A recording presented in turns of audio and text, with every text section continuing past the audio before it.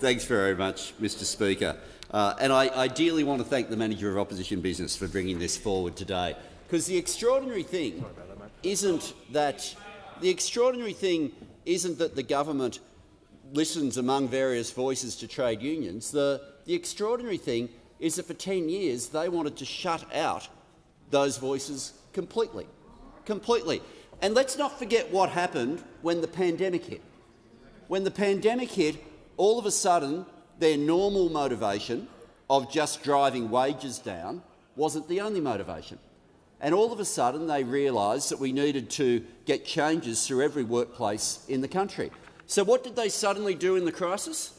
For the first time since we'd lost power, first time, they picked up the phone to the ACTU and said, "Can you help us?" And the ACTU said, "Yes." And we had a completely constructive relationship, and at this very dispatch box, one of the former leaders of the House, not the one who's now the Leader of the Opposition, but the former Leader of the House who also held my portfolio, stood here praising and thanking the ACTU for the cooperation that allowed the changes to go through that made sure that every workplace could function as best as it possibly could. Now, all of that cooperation during the pandemic, the moment the shutdown period of the pandemic is over, they go back to type and say, "Oh, you can't talk to any of these organisations." And what's the reason? The reason's simple. The only motivation they have now that they're not dealing with lockdowns is wanting to keep wages low. That's the motivation. And for 10 years, keeping wages low was a deliberate design feature of the economic strategy of the people who ran this country, and now it's not. Now, a deliberate design feature of how we manage the economy is we want to get wages moving. We want to get wages moving. And so I am amused that at the summit of 143 people they found one they object to, and that's the reason that they couldn't come. The other thing I'm amazed by is and maybe I've missed this point because we've made a bit of a fuss over the fact that the Leader of the Opposition decided to cut himself out of any of the conversation about the future. But maybe that's the reason the summit worked. Maybe it was because the Leader of the Opposition wasn't there. Maybe it was because you take the wreckers out of the equation and the rest of Australia actually gets along reasonably well. You take out of the equation the people who are determined that everything's about pushing people into their corners and finding as much division as possible, and when you do that, you actually get a situation where you do find levels of agreement. You find levels of agreement, for example, which really made those opposite angry. We saw the reports in the paper about how angry they were that COSBOA stood up for the interests of small businesses.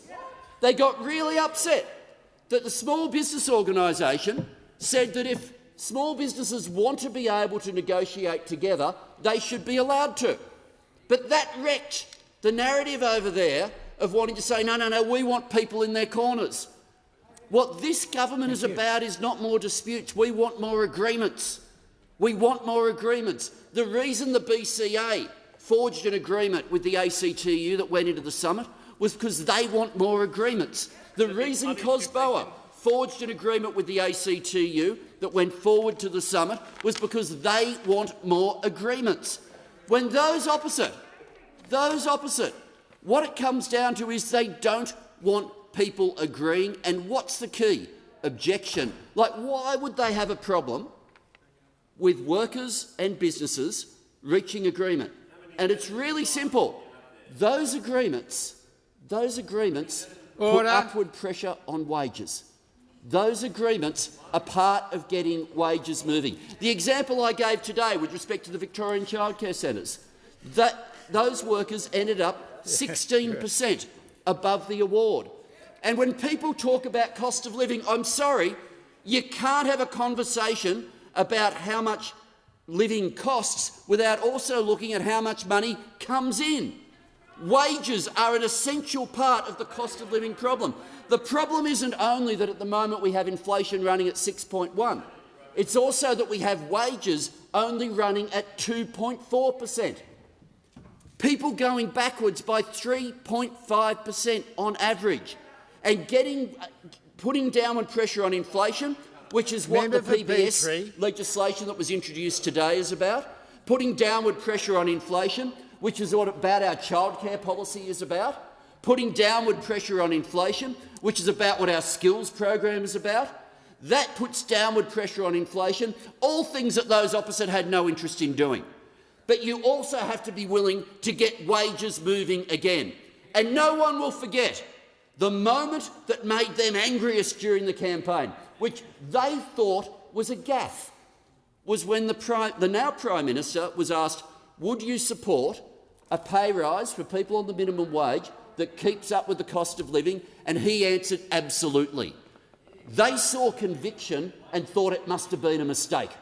They weren't used to looking conviction in the eye. And what then happened, because they then said we were told it was the loose unit language, remember that? We were told that what a disaster this would be. We were told that this would trash the economy. And what then happened and they said it should be left to the experts. What did the experts then say when the Fair Work Commission came back with its decision? 5.2%. 5.2% was what came back from the annual wage review. So if you want to get wages moving, you need to act in three ways. Three things you need to do. You need to use the Commission. We've used the Commission with respect and putting our submission in and arguing for pay rises on the annual wage review. We've used the Commission in respect of the aged care wage review, which is on as well, putting in a submission which those opposite refuse to do, which is to say these workers deserve a pay rise. And similarly, the Commission is a critical part of the pathway towards trying to get closer to pay equity in this country, because this side of the House, this government, says a 14.1 pay equity gap is not satisfactory at all, and we need to act to close that gender pay gap. So the first thing you need to do is use the Commission. The second thing you need to do is to close the loopholes that are in the Act. And they say, oh, but it's your legislation. Can I say, how many major acts went for 10 years with no serious amendments when courts found new loopholes in them? Now, when the Tax Act found loopholes, 4 or 5 times a year new pieces of legislation were brought in here to bring the Act up to date to close loopholes, because no one wanted to see government revenue fall. But when loopholes appeared through different decisions of the courts in the Fair Work Act, the decision of the previous government was to let it go. Don't act. Don't legislate.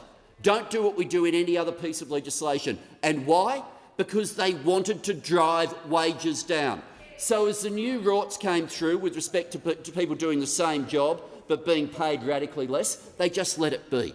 When the gig economy arrived in Australia, and you couldn't even guarantee, and we had ministers and a Prime Minister standing here saying, oh, it's complicated whether or not Australians should at least be paid the minimum wage, they didn't act to close the loophole. When unilateral terminations, when I raised this issue only a few weeks ago, where some workers who'd previously been described by Liberals as heroes were facing a 40% potential cut in their pay, those opposite said, oh no, you shouldn't change that.